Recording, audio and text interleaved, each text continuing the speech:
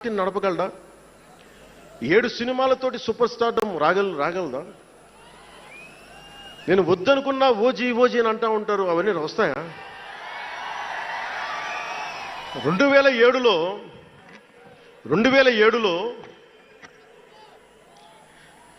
నేను common man protection force పెట్టినప్పుడు చాలామంది నాకు ఇష్టమైన నాయకులు, ప్రభావితం చేసిన నాయకులు, ఒకరితో ఒకరికి సంబంధం లేదు. ఒకళ్ళు నారాయణ గురు అయితే ఇంకొకళ్ళు షెగువేరా, ఒకళ్ళు జయప్రకాష్ నారాయణ అయితే ఇంకొకళ్ళు లోకమాన్య బాలగంగాధర్ తిలక్, ఒకళ్ళు మదర్ తెరీసా అయితే ఇంకో వైపున భగత్ సింగ్. ఆ రోజు నన్ను అందరూ అన్నారు, నీకేంటి ఇంత పిచ్చి, ఏంటి నీకు, కన్ఫ్యూజ్డ్ ఐడియాలజీ నీది అంటే నేను రోజు చెప్పలేకపోయాను అందరికీ. పవన్ కళ్యాణ్ ఐడియాలజీ ఏంటంటే ఇంత భిన్నమైన వ్యక్తుల్లో ఏకత్వం చూడగలగడం పవన్ కళ్యాణ్ ఐడియాలజీ. ఆ ఏకత్వాన్ని చూడగలిగాం కాబట్టి ఆ 7 సిద్ధాంతాలు వచ్చినాయి. నాకు ఒక్కొక్కరిలో నాకు నచ్చిన అంశాన్ని తీసుకొని నాకు వ్యక్తిగతంగా బలం ఇవ్వడం చూశాను. అది నా మీద ఎంత ప్రభావితం చూపించింది, అది ఎంత సక్సెస్ ఇచ్చిందో కూడా నాకు తెలుసు. అంటే నేను అందరిలాగా నేను కాలేజీలకి యూనివర్సిటీలకి వెళ్ళా, డాక్టరేట్ లేకుండా పోవచ్చు, యూనివర్సిటీస్కి వెళ్ళి ఉండకపోవచ్చు, కానీ జ్ఞానాన్ని సముపార్జించటం నా చిన్నప్పటి నుంచి ఈ క్షణం దాకా నేను ఎప్పుడూ ఆపలా, ఎప్పుడు నేర్చుకుంటానే ఉన్నాను. అంటే చిన్నప్పుడు ఇలస్ట్రేటెడ్ వీక్లీలు, ఫ్రంట్ లైన్ మ్యాగజైన్లు, న్యూస్ పేపర్లు, సోవియట్ భూమి పత్రికలు, చరిత్ర, సంస్కృతి పుస్తకాలు, సాహిత్యం, ఫిలాసఫీ, ఫారిన్ అఫైర్స్, ఇవేమి చదవటం ఆపలా ఇప్పటిదాకా. అవన్నీ సామాజిక, చారిత్రక, రాజకీయ అంశాల మీద అవగాహన లేకుండా ఎందుకు పార్టీ పెడతాం? దేశ విభజన, కలోనియల్ చరిత్ర, తిరుగుబాట్లు, చిట్టాగాంగ్, విప్లవ వీరులు, తాకట్టులో భారతదేశం, ఆడమ్ స్మిత్లు, మాల్థూసియన్ థీరీలు చదవకుండా, అర్థం చేసుకోకుండా పార్టీ పెట్టేస్తామా? అంటే ఇవన్నీ, ఇంత అవగాహన, ఇంత సామాజిక పరిజ్ఞానం సినిమాలు చేసుకునే వాడికి ఎలా ఉంటుంది అవగాహన అని? అదే కదా.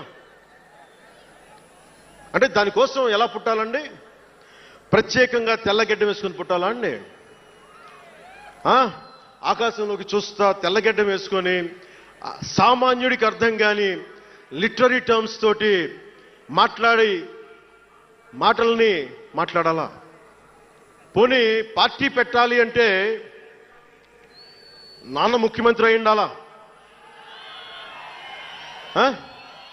మావయ్య కేంద్ర మంత్రి అయి ఉండాలా? బాబాయిని చంపించుండాలా అని ఎక్కడ రాసిలేదు కదా. అంటే దశాబ్దం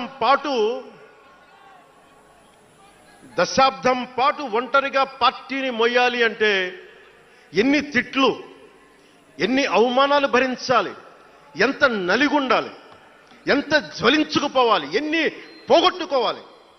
వ్యక్తిగత జీవితం నుంచి నా ఆరోగ్యం దాకా అన్ని పోగొట్టుకుంటానే వచ్చాను. దానికి ఈ జయకేతనం నాకు ఆనందాన్ని ఇచ్చింది. ఎందుకు చెప్తున్నానంటే ఆరోగ్యం గురించి.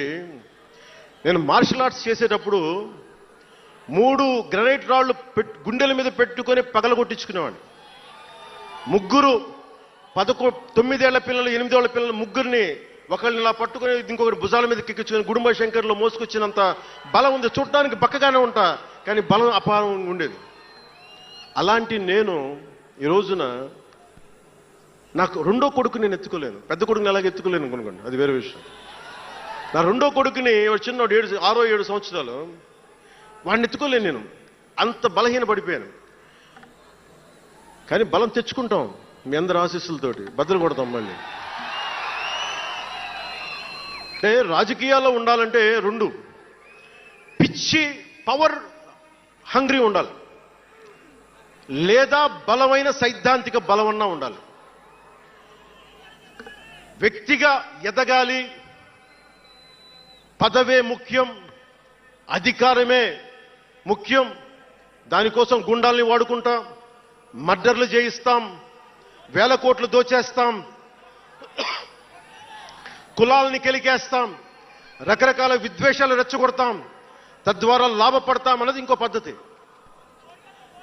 నేను అది కోడికత్తిని వాడుకుంటాం,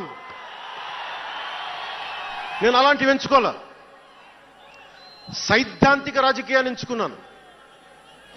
నాకు ఊహ తెలిసినప్పటి నుంచి అలాగే బతికాను.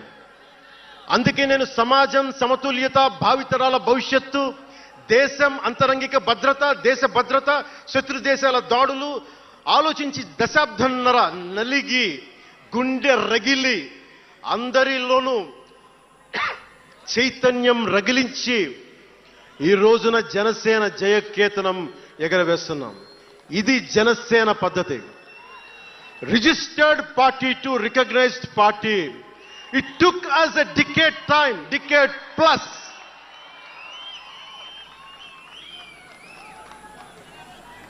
అంటే నువ్వు ఎలా మార్చేసుకుంటావంటారు. నువ్వు అలా పడితే ఎలా మార్చేసుకుంటావని మాట్లాడతారు.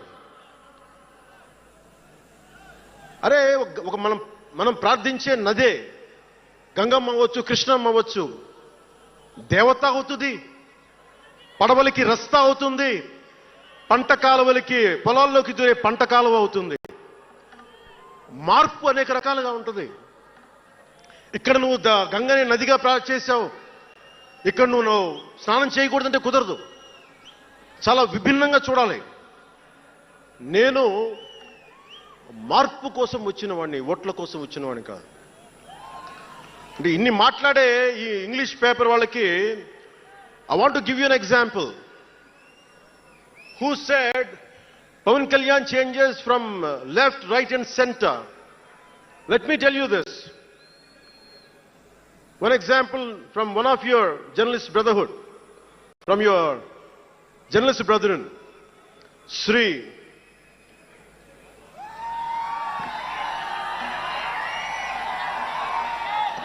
M.J. Akbar. He wrote a book called Riot After Riot. ఆ పుస్తకంలో ఎంటైరిటీ అంతా how BJP is wrong, how BJP is communal అని all the stories he picked up is all about anti BJP.